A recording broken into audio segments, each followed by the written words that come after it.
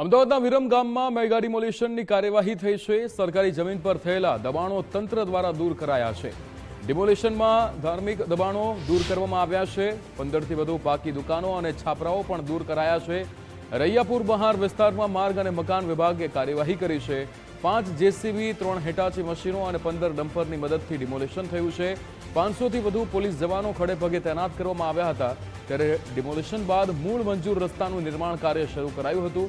આશરે 3500 સ્ક્વેર ફૂટથી વધુ જમીન ખુલ્લી કરવામાં આવી છે। પ્રશાસન અને પોલીસના ચુસ્ત બંદોબસ્ત વચ્ચે કાર્યવાહી કરવામાં આવી છે। ઉપર જે પ્રાઇવેટ જગ્યા હતી એનું સંપાદન કરી જમીન માલિકોને યોગ્ય વળતર ચૂકવી અને આજે રોજ આનો કબજો લઈ અને રોડની કામગીરી શરૂ કરવામાં આવી છે।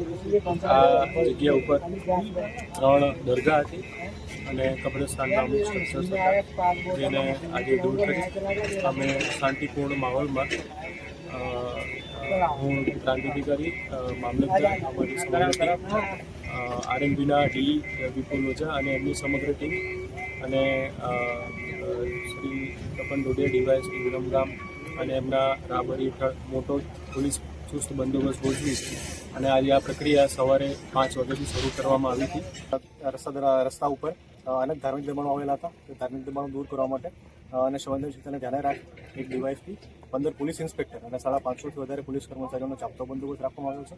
આ બંદોબસ્ત દરમિયાન ડ્રોન સર્વેલન્સ, અમારી ટેકનિકલ ટીમો અને અલગ અલગ પોલીસના વાહનોથી પેટ્રોલિંગ કરી અને સમગ્ર બંદોબસ્તનું આયોજન કરવામાં આવ્યું છે। અત્યારની પરિસ્થિતિને ધ્યાને રાખીને કોઈ માણસોને નજર કે કોઈ કરવામાં આવ્યા નથી। અમે આ બંદોબસ્ત દરમિયાન ખૂબ શાંતિપૂર્ણ ચાલી રહ્યો છે અને વિરમ ગામની તમામ જનતાનો ખૂબ ખૂબ આભાર માનીએ છીએ। આ બંદોબસ્તમાં તમામ સમાજનો અમને પૂરો સહકાર મળ્યો છે અને આવનારા સમયમાં પણ આ જ સહકાર અમે અપેક્ષિત રાખીએ છીએ। આ ડિમોલિશનમાં લગભગ 500થી વધારે પોલીસવાળા, એમાં 2 એસઆરપી ની કંપનીઝ અને અમારી એલસીબી, એસઓજી, અહીંયાના ડીવાયએસપી, અહીંયાના તમામ જિલ્લાના જુદા જુદા પોલીસ સ્ટેશન્સના પીઆઈ અહીંયા હાજર હતા। એને આખી ડિમોલિશનની પ્રક્રિયા ખૂબ જ શાંતિપ્રિય રીતે પૂરી થઈ છે। 5 દુકાનો, 4 રિલિજિયસ સ્ટ્રક્ચર હતા, પછી 100થી વધારે કબ્ર હતી।